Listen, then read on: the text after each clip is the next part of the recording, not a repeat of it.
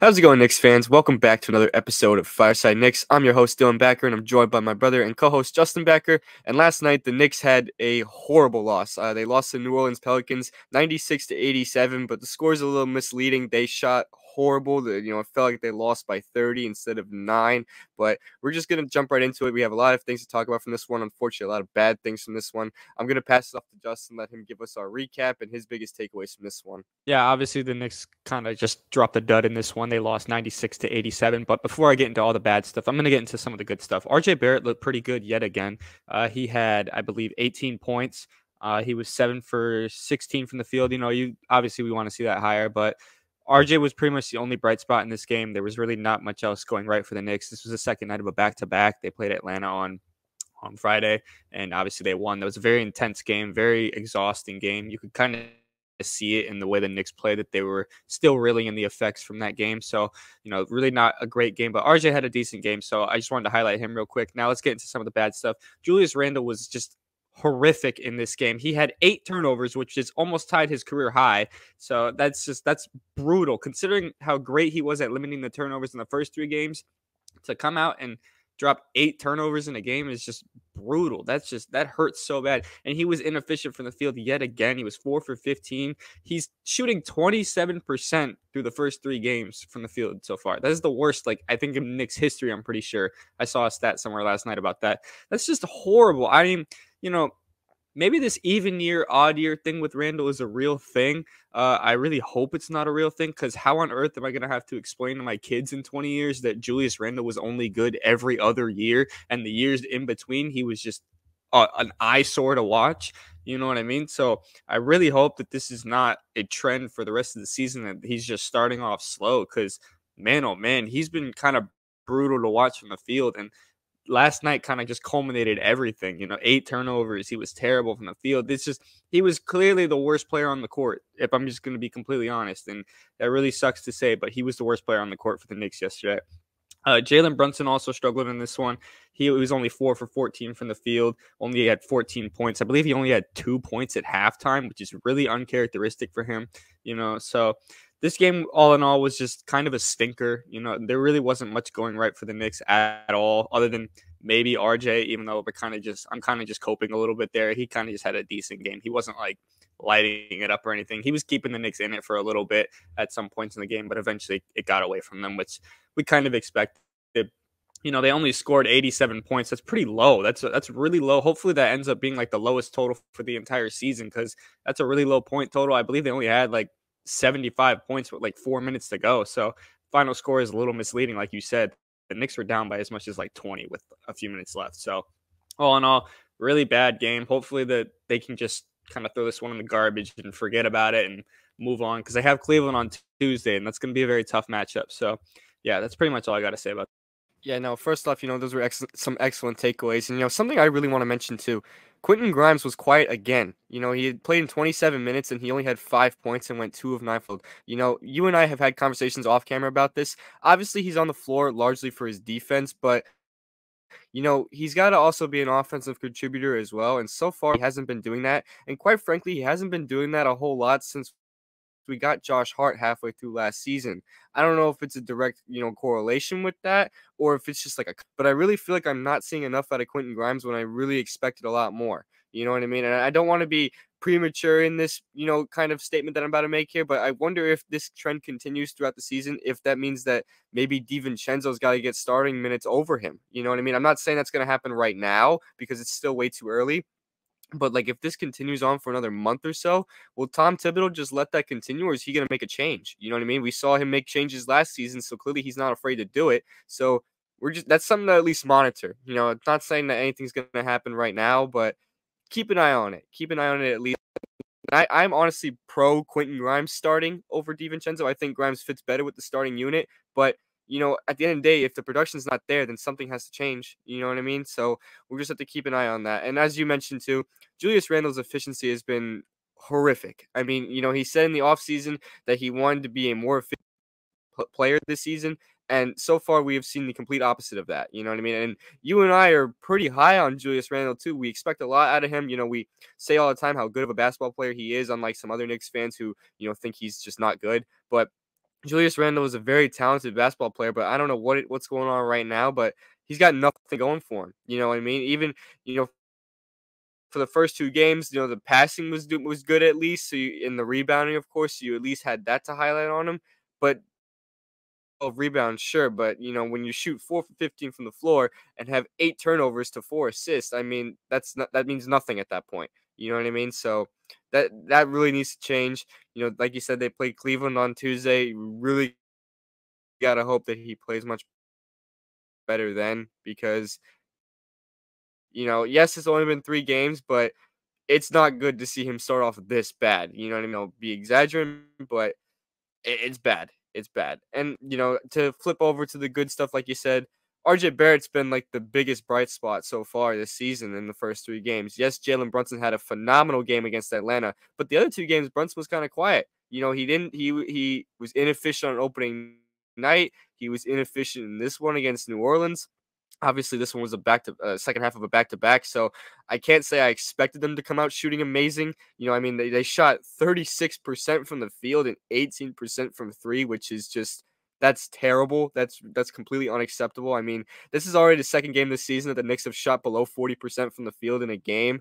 I don't know how many times they had that last season, but I can't imagine it was many. They've already had 2 in 3 games, which is not a good sign. So they really need to kind of, you know, tick that up a little bit and get some shots to fall. It feels like they're generating the looks, but they're just not getting them to fall. And this game against New Orleans, though, it kind of felt the opposite. This game against New Orleans, it felt like they were forcing shots. They were, you know, shooting early in the shot clock, you know, taking wildly contested threes, contested layups. It didn't really feel like that their shot selection was pretty pure. It felt like they were just, you know, trying to force it to go in. That's not what shots, which is what they were doing the first 2 games. First 2 games, they were finding the good looks, taking the good looks. Even if they weren't falling, you know, they were at least shooting the ball when they had the look.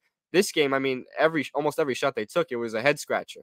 You know, so I really want to see that, you know, that shot IQ improve when they play Cleveland on Tuesday. They have a couple days to kind of, you know, look over the film and do some practices and kind of, you know, figure out what went wrong and fix those things for Cleveland because they really need to fix those things. Another good thing, though, I do want to highlight Mitchell Robinson had a pretty solid game again. He had 8 points, but 15 rebounds. You know, he's been pretty much a dominant force down low. You know, I know I know his presence felt kind of quiet in this game against New Orleans, but you know, when the team shoots 36% from the field, I mean, you can't really expect much after that. You know what I mean? You know, I'm just really pleased to see what Mitchell Robinson's doing. I think he's growing really quickly as a player. I really think he'll be in conversations for, you know, defensive player of the year, all defense type conversations this season if he continues this, of course, and stays healthy. I think health is a big factor for him. He looks healthy though. He's moving around well. So those are some pretty positive takeaways with that. You know, in terms of what the bench did in this game against New Orleans, I mean, the bench really didn't provide much. Josh Hart had 10 rebounds, which is pretty cool. But, you know, other than that, quickly had 10 points on 4 of 9. Was inefficient. He was 2 of 7, only had 5 points. Hartenstein, 4 points in 15 minutes. I mean, didn't really feel like he was providing much there on that side of the floor. And I mean, yeah, other than that, there wasn't much going on the bench. So don't really have much to say about that one, you know, in terms of that. But, you know, as I said in the opening, the final score is completely misleading. If you missed this game and you thought, oh, this seemed like a pretty close game, no. They were pretty much done with 4 minutes left in the game. They just threw in all the bench guys and kind of just chucked up some shots and they ended up getting close somehow. But, you know, they really had no answer for Zion Williamson, who went 12 of 7. Guys were extremely hyper efficient and just absolutely killing the Knicks on the interior. You know, they didn't even shoot that many threes. Brandon Ingram only took 3 3-point attempts out of his 17 shots. They were just killing them inside. You know, it seemed like they didn't really have much of an answer. Even with Mitchell Robinson out there, it seemed like they really couldn't do anything. So, you know, just got to hope that they kind of put this one behind them, you know, focus on Cleveland on Tuesday because, you know, it's a playoff rematch, of course, but, you know, it's a good matchup for them. It's a big game. Oddly enough, it's a pretty big game, and even though it's only game 4 of the regular season, it's a pretty big game. You want to get back on track. You know, the shooting has been horribly inefficient throughout the first 3 games, aside from the Hawks game. So you really want to see a lot of things get cleaned up in this one. I'm going to pass it back off to you, Justin. Let you let out any other final takeaways and anything else you got going on for, you know, what's going on with the Knicks, and, you know, preview us a little bit of the next game against Cleveland. Go for it, my man. Yeah, I just want to touch on the Quentin Grimes thing a little bit. We both said how quiet he's been really to start this season. And yesterday, the Knicks shot 7 for 37 from three, which is just abysmal. But even that's a little misleading because two of those threes, one of them came from Dylan Windler, and the other one came from Daquan Jeffries. So the people who actually play most of the time only made 5 threes yesterday.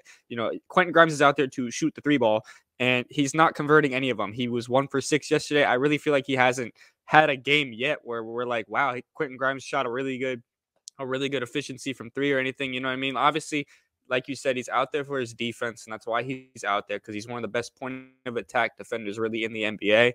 But on offense, he's out there to shoot the ball, and I feel like he's not converting enough. I want to see more out of him. I'm not gonna sit here and call Grimes trash. I don't think he's trash. It's 3 games into the season. I'm not gonna overreact, but I do want to see him get more involved in the offense. I feel like we could really use his spacing and his shooting, especially on nights like this where the team shoots 7 for 37 from three. That's just something I was thinking about. And another thing I wanted to touch on, the Knicks only had 19 assists to 18 turnovers. That is just absolutely brutal. I know 8 of those turnovers came from Julius Randle alone, but 19 assists to 18 turnovers is not good offense. You're not going to generate good looks that way. There's a reason we shot 36% from the field and 18% from three.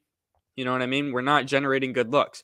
Ironically enough, this was one of the only games the Knicks shot good from the free throw line. They shot 14 of 18 from the free throw line. Yay, I guess that's cool, right? I mean, I don't know. Looking for any kind of positives here. So I don't know. All in all, this was an absolute stinker. They need to clean all of this up for Cleveland on Tuesday. This is going to be a really tough matchup. Playoff rematch, like you said. I'm expecting the Knicks to actually come out and hopefully clean up what happened last night and come out with a W against Cleveland. I really don't see any reason why they can't. You know what I mean? They handled Cleveland pretty well in the playoffs. They beat them in 5 games. I don't see why they can't come out on Tuesday with a W. So that's kind of my thoughts.